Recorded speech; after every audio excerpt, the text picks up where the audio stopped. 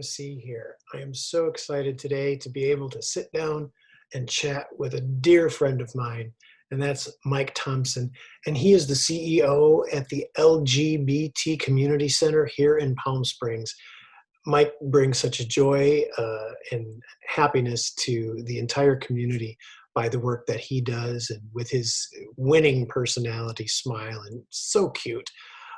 He really does a lot to help create the wonderful environment that we have in our community. So I'm so excited to get to talk to him again. So I hope you do enjoy it. Here comes Mike.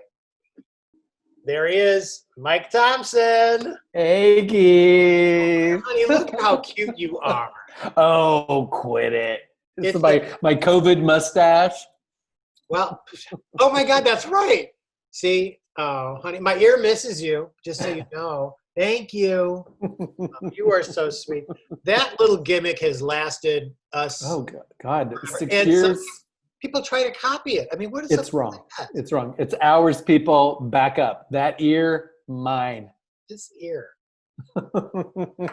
You miss the tingle, don't you? You miss it. Well, with that mustache right now, too, I think that would be quite interesting. Little extra tickle. Mr. Brady can give you some,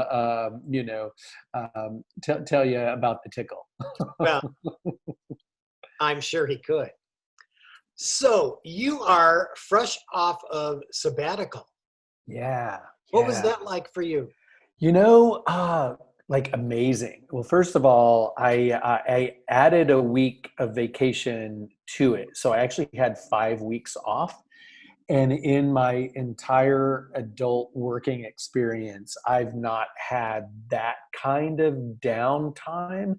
I've had times where I've transitioned from one job to the next, but there was always some level of, energy, like either I need to downshift or ramp up, but to have 5 weeks I deleted email from my phone. I've not been active on social media. So I've had the most wonderful quiet time. And during those 5 weeks, it was like refreshing, like I've never experienced in my life. So the sabbatical itself, how is that dealt with in your organization? I mean, is everybody eligible for one after a certain period? So it's the chief executive, and it was actually new. The board had decided, one, we were a fledgling organization even before I arrived, right? So we had not had, and even before my arrival in 2014, there was no significant tenure of a previous executive. Right. And so the board felt like with, the amount of time that I'd been at the organization, now just over 6 years, and the growth of the organization, that in an effort to keep me refreshed, they wanted to give me 4 weeks off as sabbatical, not taking away any of my vacation time, to just use this as a time to check out. The plan had been in place or discussed prior to COVID. And so since COVID came up and the swirl of activity at the beginning of that, it actually ended up being a perfect time to walk away. And, we've got an exceptional team. So I literally worried about zero in my absence. So. Now, are you required by your board on the sabbatical to do anything specific? Is it just your time? Yeah, that's great. Yeah. I worked for McDonald's Corporation for 30 some years, and you got a sabbatical every 10 years. Wow. So for every 10 years, you got 8 weeks off. You couldn't split it up. You just had to take it. 8 full weeks. 8 weeks. Wow. How was that for you? Well, think about 8 weeks, and I started there when I was, younger. I went to school. I took 2 classes during that time. I scheduled that. So, Mark and I were just starting out. I mean, what was I going to do with 8 weeks? Yeah. So really, I went to school for my first one, which I was great. I left myself 2 weeks at the end of that. But, you had to be gone that. Second one was a little bit, you could plan a little bit better. Yeah. And it was great. But those kind of things, I think, like with McDonald's, they won't do that anymore. People aren't there that long. Yeah. The way people are right now. uh, that's not attractive to anybody when they see that, I think, Right. these youngsters. But I thought the sabbatical program was great. It allowed me to do some things. But with you specifically, I mean, you need a break. I mean, Yeah. you really need that break. Well, it was, I mean, I'm so grateful for this job and the way this community has embraced this organization and the exponential growth we've had in the last 6 years. And like even now, I mean, you may hear in the background the thump, thump, thump, because we've got a big construction crew working on our second floor to build out our behavioral health clinic. And we're actually now under lease with the city of Coachella in the former city hall in Coachella. We'll be opening a space when COVID protocols allow. We'll be opening a space in the East Valley. So even in the midst of this downtime, we're experiencing expansion. And so I did need a break from all of that. And frankly, Keith, the hardest thing for me in all of this is I go home to see my mother every year on Mother's Day. My mom and I are extremely close. She's been a widow since I was 18, and I'm something well beyond that now. And I just missed going home for Mother's Day. So what the sabbatical allowed me to do was I drove through the Eisenhower COVID testing outdoor parking lot. I had my nose swabbed. I got on the road on a Monday. I got the call from Eisenhower on Tuesday saying that I was negative, so I didn't have to turn around and drive back.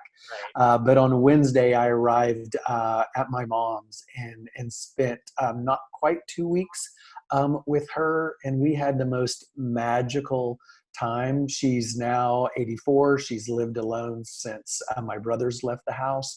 We drove to my grandparents' old farm and spent some time there with the new owner and just had this, like I said, truly magical experience. And I had these wonderful stops along the way. Like I spent some time by myself in Santa Fe, which I find to be just a soul refreshing space, right? The art, the landscape. But I only, I had to plan ahead to make sure I was stopping in places that had the appropriate protocols. Like driving through Arizona, I mean, you could see, it was like Arizona and Texas, like the worst. And, Oklahoma wasn't so great either, but it was, that was the highlight of my sabbatical, was That's just awesome. that kind of time. Yeah. So you were away for how many of those weeks? I was away. So Ron and I had a week's vacation along the Central Coast, and then we got back on the 4th of July. I left on the 6th, and I then got back. I had just over a week at home before I came back to work. Oh, wow. Well, Yeah. yeah. Yeah, I was almost gone for 4 full weeks. So, yeah. You need a break, then you need a rest from your rest. You know how that, because you're so, and you really are such a, people would think that you are, this social guy who loves to get out and you are quite the opposite. And Yeah. you're very private. You're very, and well, the big crowd scene, just isn't always the best thing for everybody. And it's not for me. And as social as I am, I prefer like this right now is Yeah. ideal. Yeah. Yeah. Me too. I'm this weird. I came across this article a while back that talked about the extroverted introvert. And I'm like, oh my God, that's me. Because I think people have this assumption of me because I enjoy the big parties and events, but I kind of have to ramp up to it. Like if you watch me at like our big events, I continually circulate, and then every 15 or 20 minutes I'll go find a quiet place to tuck away by myself because I have to. It's a lot. And but people make the assumption if that's the only thing they know about me, just assume that that's my preference. I'd rather be with a couple of people. Listen, I'm happy to be at home with my partner and our dogs during this pandemic. That's all we've had for the past few months. I mean, Mark and I, we're going on 37 years this month. Wow. And this is the first time we've had to be 24/7 with each other. Yeah. And we're still here. I mean, we're Yeah. alive, and it's been nice. I mean, it's been nice. But we came from that same. We were busy all the time. We were out 3-4 times a week, involved in all these organizations that are always, and it's been quite different. And I've enjoyed it. We have our time, I call it, because he's still working, so he's doing his thing in the house, and I am doing my thing here in my domain down here on the first floor, I call it. And then we gather for dinner, and then we have our TV time with the dogs. We just lay in this room, and we watch like 4 hours or something of TV. And even though we were doing things together before, this is really much more it's just special. And so I really hope that continues when life gets back to normal, that we actually still make that time. Yeah. It really has been refreshing. Not having a daily grind of work, I'm missing. I actually am just missing work. I like work. I like the social aspect of it, and I like what it does for my brain. But as I look now, really, I would like something that's just going to help me pay the benefits and enjoy life and help others and do what I can. And this has been fun. I've been able to do this now. You got me started on this way back in the day. We met at Ristretto. At Ristretto, and and you didn't want to be seen by anybody. You're just like, don't let anyone. But I appreciated what it was. I mean, because we said, let's go somewhere where we're not, because you're always attacked. You don't want to be interrupted. It's like, I just want our time. Yeah. And you said, this is just so much fun. You should do more of this. And I haven't, and now I've expanded to this. And this has been kind of interesting because I can schedule it with anybody. Yeah. And I don't need you to have to interrupt your schedule to go meet me somewhere or something. And that part I really like, but I'm going to tell you, I miss the person. Oh yeah. My ear is aching for a brushing. So, yes, of course. Talk to me a little bit more about what you're wearing. Oh yeah. So, okay. So, I'm wearing a caftan.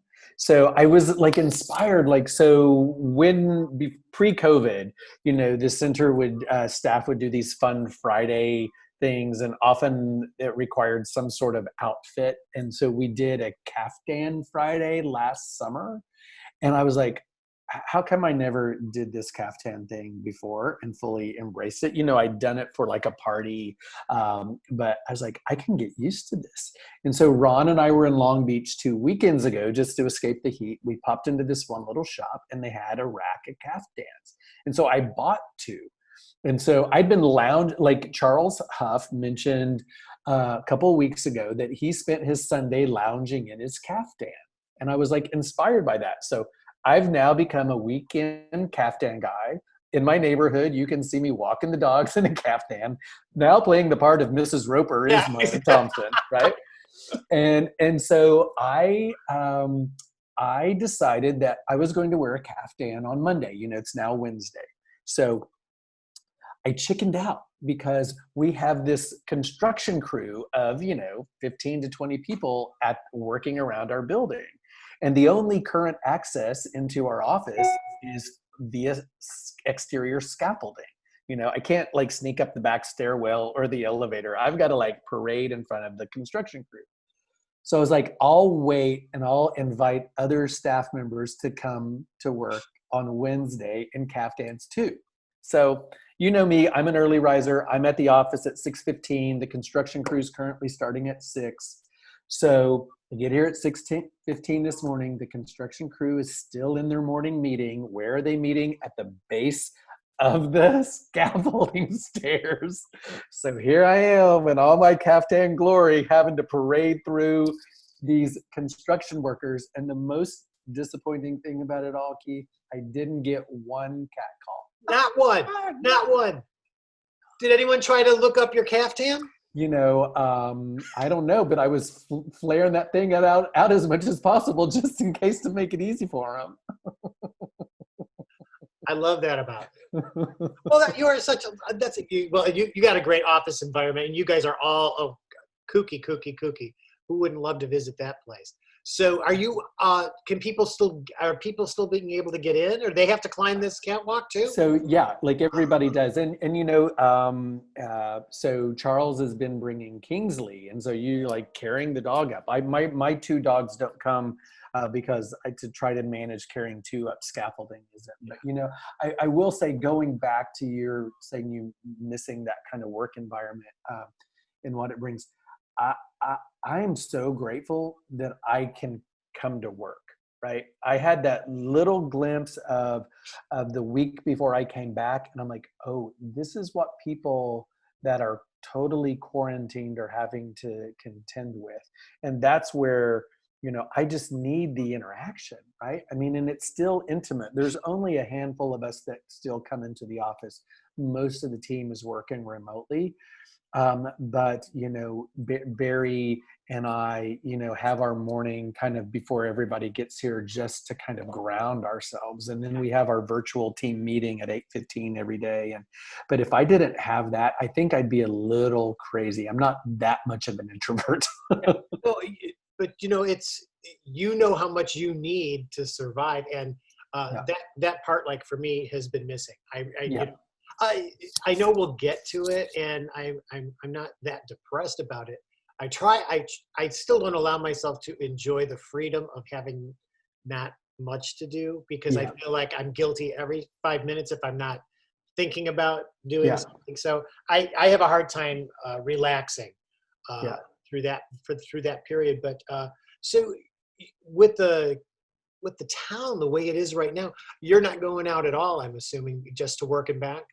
Right. Well, you know, just to working back. I mean, we'll do carry out on occasion. But, you know, and as much as I would love to sit on the patio, well, one, listen, the heat, I can't with the heat. You know, Ron went to brunch with some friends on Sunday morning, and I'm like, dude, it's like 100 degrees at 11 o'clock. I don't know how you did it. But you know, I miss supporting our local businesses in an in-person space, right? Because I know that if I would go sit down in the lounge at 849, I know that at some point John would walk by, and at some other point Willie would walk by. And, you know, so I miss being in those places, having those touch points with people that I just love that are part of this community. But for the most part, we're continuing to be pretty quiet. Yeah, I wish everybody was. I really do. It would help this all go away, I believe, if we all just, you know, did that. It's been an eye opener, I think, for everybody to go to a different way of life. Yeah, and it's a different way of working. A lot of people, this is how work is going to be working, I think, you know, going forward and stuff. And how lucky though, you've got Ron. Yeah. Isn't that wonderful? Yeah. It was like the best surprise ever. Well, come on. How long have you guys been together? This month is 2 years. See, I'm going to have to get on him, because I was really working on you for a couple of years, and he came in and just swooped you away. Well, it's funny, you know, he sent me a resume, and it all started because we had this meeting. Like, I get his resume, and we had a part-time position at the time. I get his resume and I respond back. I'm like, okay, this is cute. You know, you've run agencies before and you're applying for this part-time gig. It's like, you know, no. And I'm really intrigued by your work experience. We may have the opportunity to do some contract work to tap into your skills. So he comes in at the time, Lena Ingram, you know, Lena was my assistant. So Ron leaves after an hour meeting, and Lena looks at me and she's like, she's like, what was all that about? And I'm like, what? And she said, you just sat in there and giggled for an hour. And I'm like, I don't know. And so then I sent him a text later in the day and said, hey, I'm not, I don't want this to interfere with the possibility of us doing work together, but I'd like to get to know you personally, and wondering if you'd be open for coffee or a meal. And his response put me so much at ease, because he's like, I've been sitting here wondering how to ask you the same thing. So, Oh, and then it's been 2 years of ease, and like the thing I appreciate most is how easy we laugh. I mean, we laugh so much, and it's just a happy space in our home. Yeah. yeah. Well, just so you know, the difference between laugh and cry are very close. The more you're together. Said 37 years of experience. You know, it's all about survival. I said, you know, and you know, you get comfortable with who you're with, and it all works for you in certain ways, and there's concessions on both sides. That's part of what, you know, obviously partnership is, and so I feel very fortunate that I do have someone like that. But to see you guys are just so cute together because it's so new and it's so beautiful. Yeah.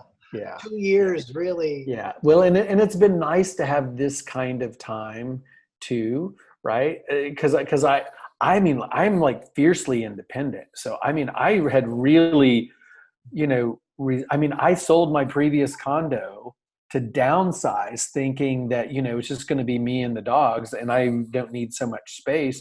And so I had just done that, and then along comes this guy, and so then sell that and make space now for us. But you know, he's just such a kind soul, and you know, to watch him interact with my mom when they first met it was like that kind of sealed the deal for me.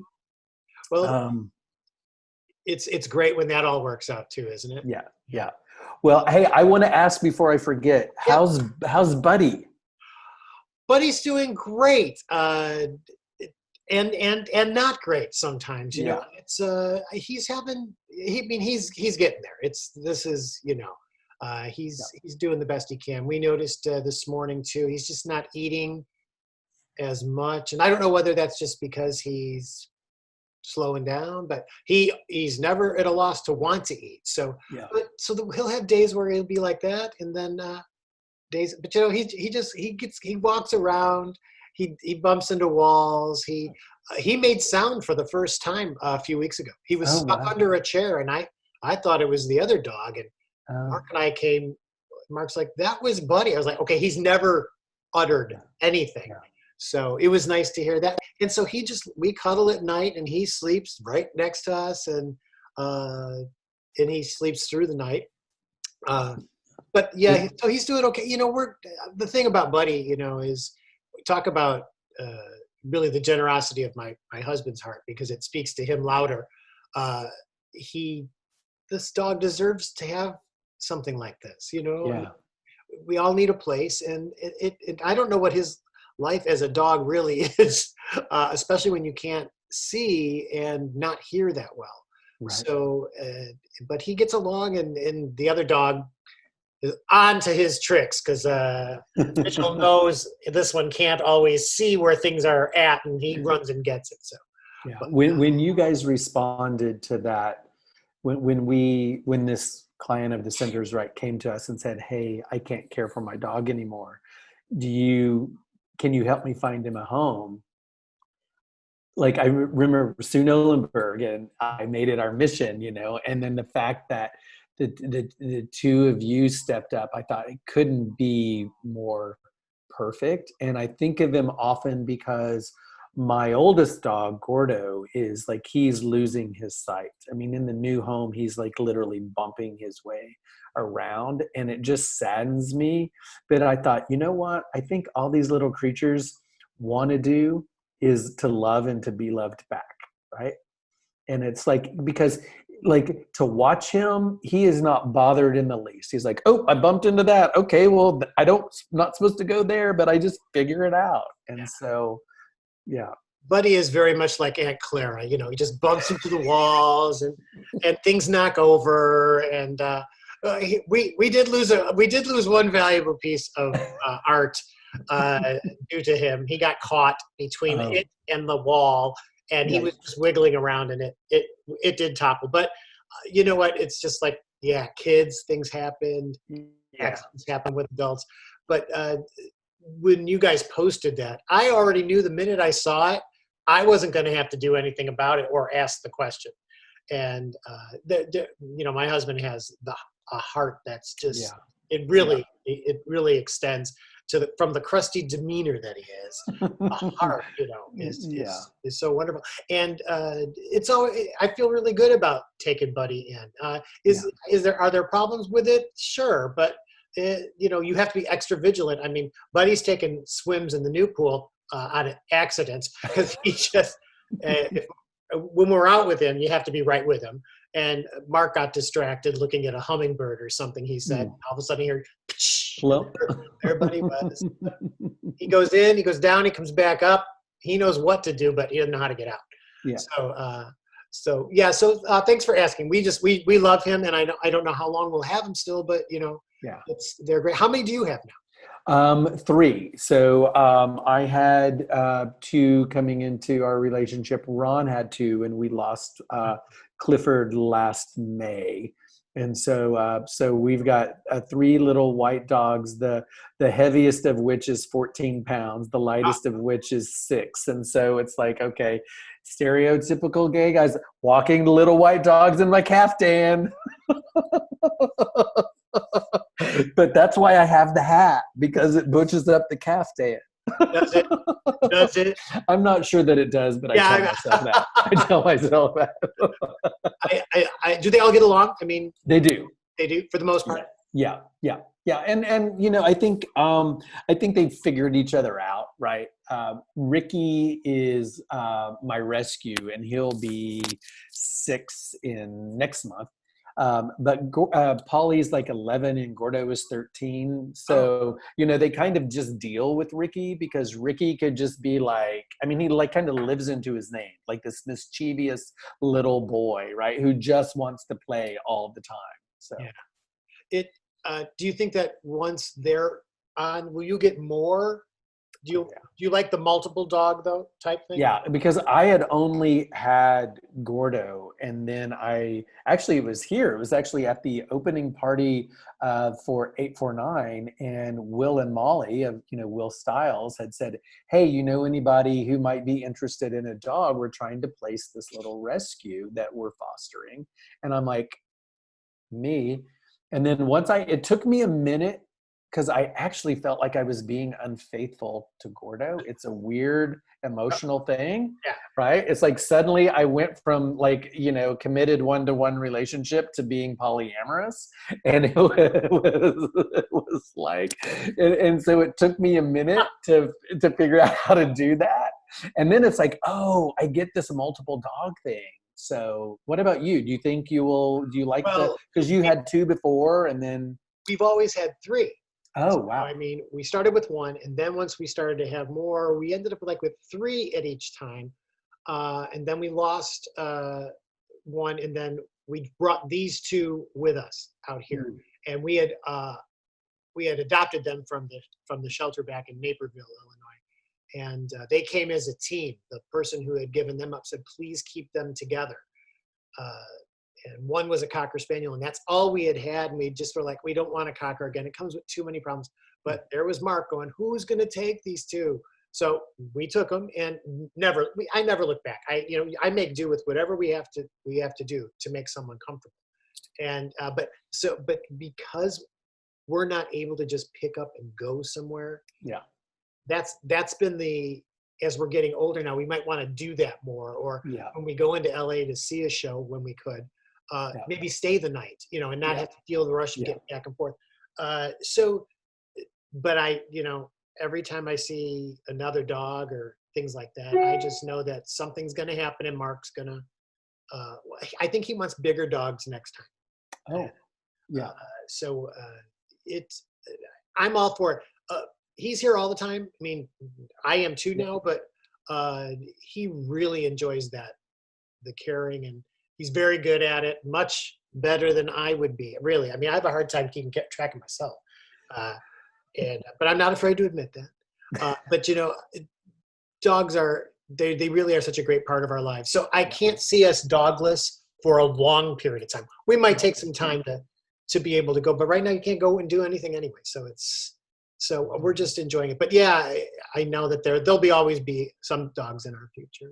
Are you feeling, to that point, you can't go anywhere or do anything? Are you feeling claustrophobic at all? I mean, that's the best word that I can use. I've noticed now that I'm back in a work rhythm, and that I noticed on the weekends, I'm feeling a little claustrophobic, right? Because, well, one, everything that's going on, and then you add the heat to it, right? And so we don't want to get out in the day and do much. So I'm feeling a little like, Yeah, it is a large part of it. And I find, I've got to find things for me to do. But, I've watched all the television I think I can watch.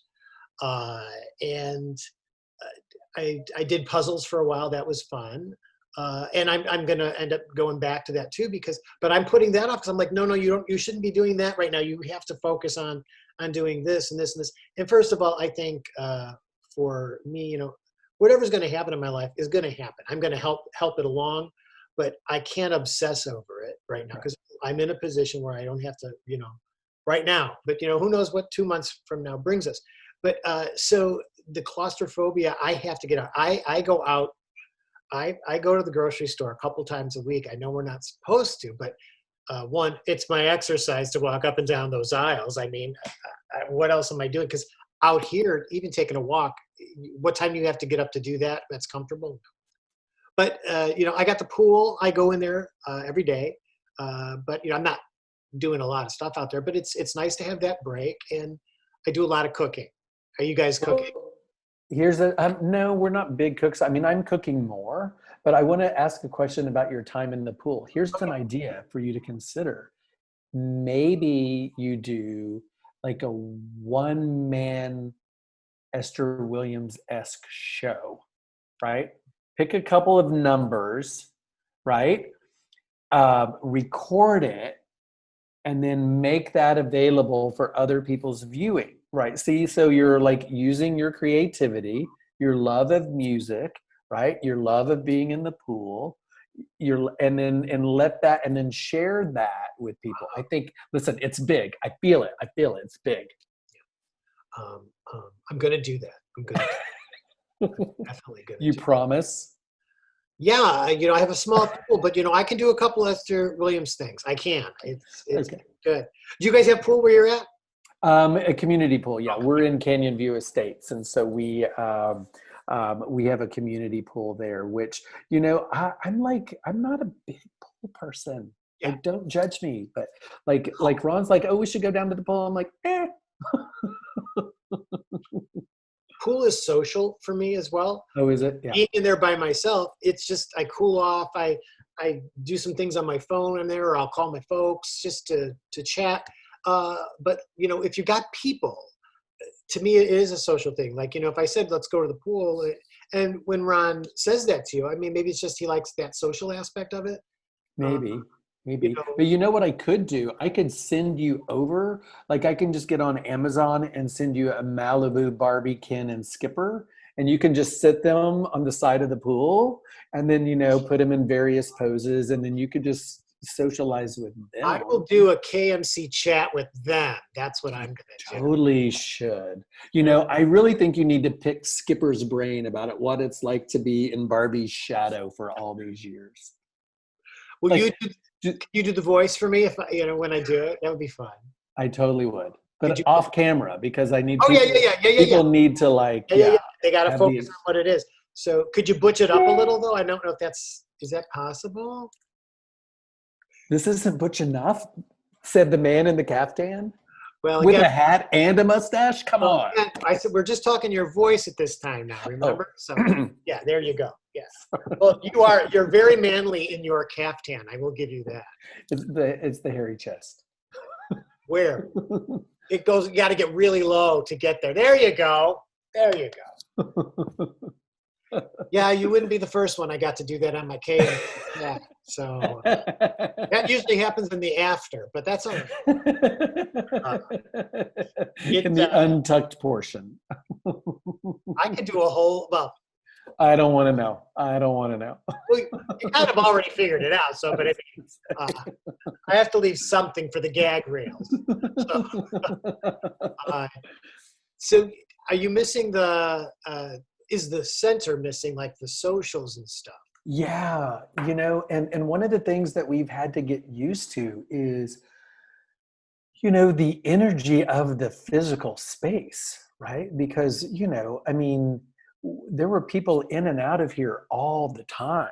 And Yeah. so that just created this kind of vibrancy that we're kind of used to. And then during the shutdown, and then have that prolonged, it's taken some time for us to kind of find our balance. But I think that among the things that I miss most are those monthly socials. Well, one, like that's a good time for me, an hour and a half, right? So my extroverted introvert is like good with that. But to see so many people and to touch base with, and we've gotten a lot of feedback from people about that's the thing that they really miss most as well. Because your goal is to, like you said, create the vibrant community, and without a doubt, the center socials are really at the pinnacle of that, because everyone loves to go. Everyone, people will complain about this or that, or the venue, or this is too much money to spend on all that kind of stuff goes with that. But I always have enjoyed going there, even if it was for a short period of time, just to say hi. Yeah. Just say hi and see faces, and I take a million pictures, and just to, I'm I like to document where I am, what I'm doing. It's not about me, but it's about like, hey, here's what's happening. Here's what's happening. And maybe someone goes, well, that might look like fun. And we go do that. And it's just, to me, it's about that connection in the community. And I think that you guys are the best at that. But you're getting so big. You keep doing that. And where else are we going to go? We're kind of running out of venues. I mean, I think you were at the first one that we did. It was in January 2015 at Street Bar. Yep.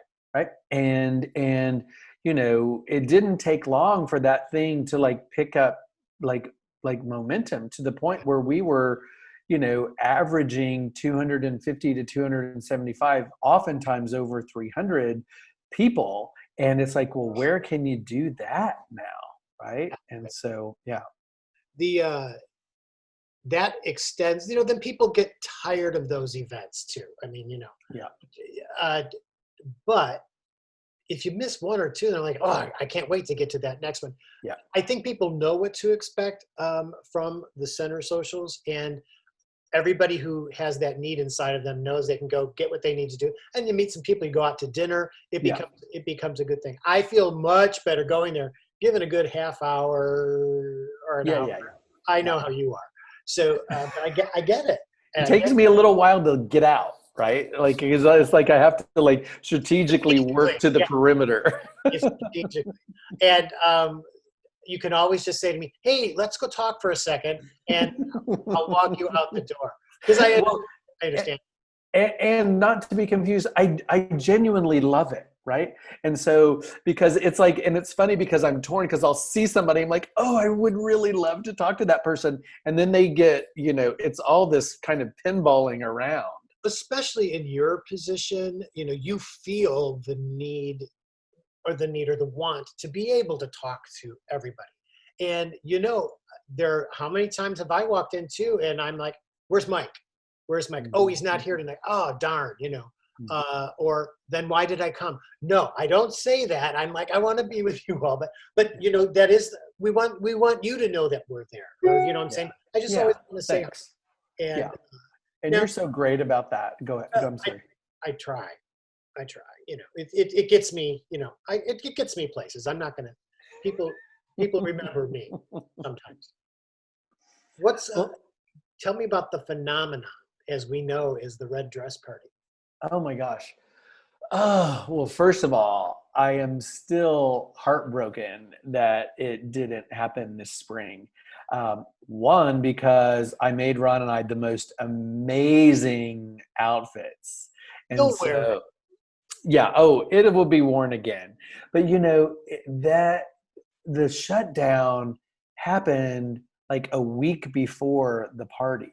Right. And there was still this question, do we or don't we, until it was I think just literally a week and a half before the party. And so that was incredibly disappointing. It will be back, right? Because it's so beloved and we love to do it. So, the party's not going away. And But we want to do it when we can do it right. We don't want to do a modified version that, because people have come to expect something from it, right?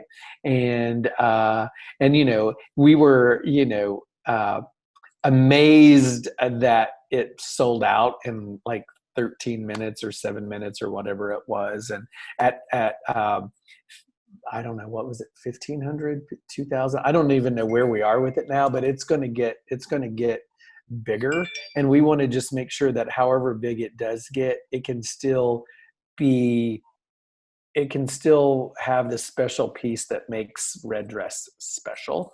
And so we're not willing to compromise on what, I don't even know what that is, but we're trying to pay attention to it. What's the, if it's too big, is it not as much fun? Do you feel you have to put a limit on it somewhere? Well, part of it is, we have all these local restaurants that, donate their staff time and food, right? And so it's like, what's the point where that piece of it would have to go away because the numbers of people, and some of these restaurants love to do it because they might not have the means or resources to make contributions in other ways, but this is a way to contribute to a community that they love and a party that the community loves. And so it's their way of participating. So that's an important piece of it too.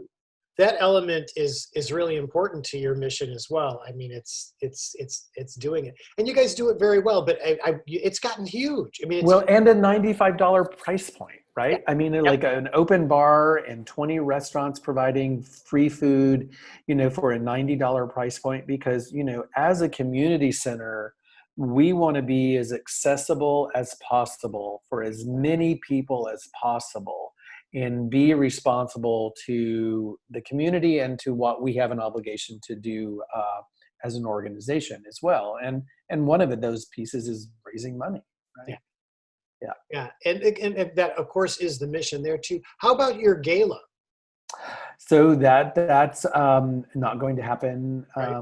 this fall. And so, frankly, while I love the gathering of Center Stage, even before all this hit, I've been curious about, what is the life cycle of these gala events anyway?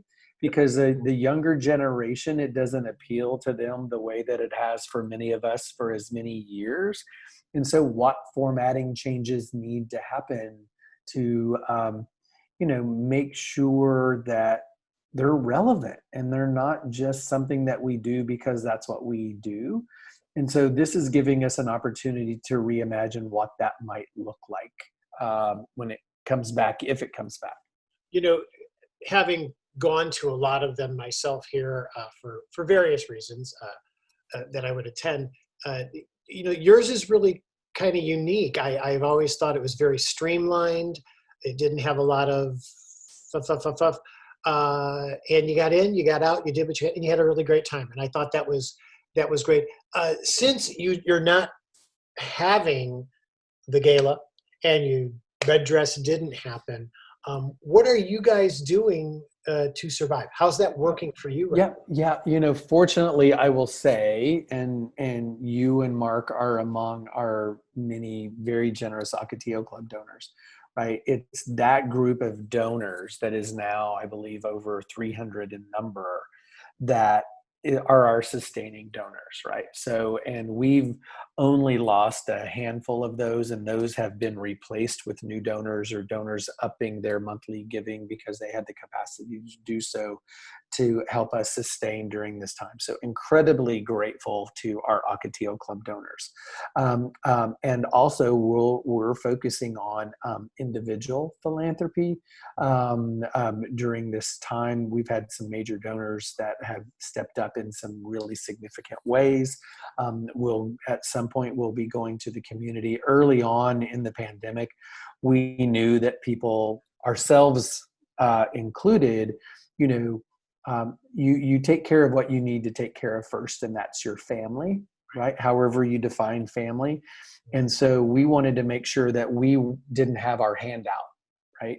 and that we let people settle into where they were. We didn't want to be tugging on coattails, asking for money when at a time where people were trying to figure out kind of what life was going to be like. And so we've been really sensitive in to be when to ask, how to ask, and who to ask, so that we're not seen as just interested in chasing a dollar. And we want to focus on providing meaningful, relevant content and programming so that we can continue to do our job and let our performance speak to people who then want to support what we're doing because it is meaningful, relevant, right? So, and that's working for Well, us. that's good. It's a tough time for anyone to be doing that, but it's so important that there's a survival strategy. Yeah. And, even a little bit of this is good as if we're not, doing full steam ahead. Yeah. Mike, what could you say to the community like right now if they wanted to? How would you like to feel that support for the center right now? What could someone do? Yeah. Well, I mean, I think, I think one, if people aren't on our weekly newsletter, then I would encourage people go to our website, centerps.org, and sign up for that, because it's a great way to kind of stay connected. And we're saying right now that while our physical doors may be closed, our hearts are as open as ever, because at the core of our work is this idea of connection, right? And so we want to make sure that we're connecting people to other people or to resources, whatever people need. We want to be a connection point for them. And so one way to do that is to just be informed. And there's a lot of good content in our newsletter, and we've tried to shift the format a bit where we're engaging with people and kind of taking the pulse of the community during this time, asking questions, getting great feedback, and that allows us then to respond. So I think just even showing your support by being engaged with us, right? And then two, there is there's more tangible support, like, food donations to our community food bank, because as you can imagine, there's been an increased demand on food banks in the Coachella Valley. I mean, food insecurity is rampant in the Valley, even more so during this pandemic. We went from an average of 140 households through our community food bank every week to averaging over 200, at times 220, 225. So that's a significant increase. And so because of supply chains have become much more limited, we're now having to source our food at retail. And so, cash donations to the food bank or food donations to the food bank, we publish what our food needs are every week in our newsletter. So those are some ways that people can engage. So the newsletter comes to you via email, correct? Via email every Wednesday morning. Yeah. Okay. It hits your inbox at 7:00 every Wednesday. Yeah. So there are ways that the community can still come in and help support during this time, of course. Food pantry, do you need volunteers? Do you Right now we're okay on volunteers, and thanks to our wonderful new volunteer and outreach manager, Mr. Charles Huff. Right, I know that he's continuing to build a base of volunteers, and so people can, from our website on the Get Involved tab, there's a drop down that people can actually put in a volunteer application, and that goes to Charles. And so as we have needs come up, then he'll tap those that have applied and expressed interest in the food bank. And we've got a great buddy to buddy program where one of our strategic initiatives is ending isolation and loneliness. And so early in the pandemic, we called every single person in our database to just check on them and see how they were doing. And we identified a number of people that were interested in having points of contact.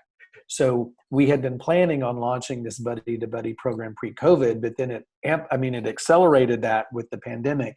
And so we now have got a group of volunteers that are calling and just checking on people.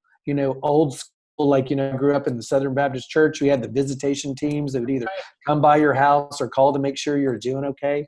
So this is that idea. And it's been, I would say, life-saving for some people. Well, it's vital, and you guys are providing such a great thing. Mike, Thanks. thank you again for taking time to sit with me today, and to our hundreds of listeners. I don't know. We'll see what happens.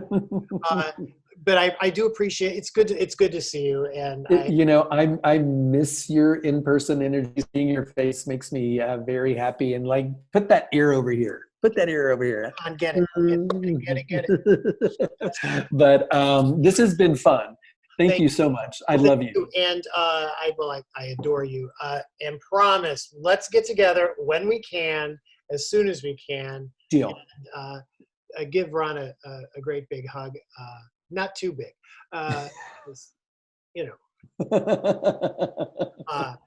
but thanks again for all you're doing for the community. And really, it's a joy to see you and hear you again. And I miss you. I just want you. I miss you too. Thanks for the invitation. This has been fun. Okay. Thanks for watching, everybody.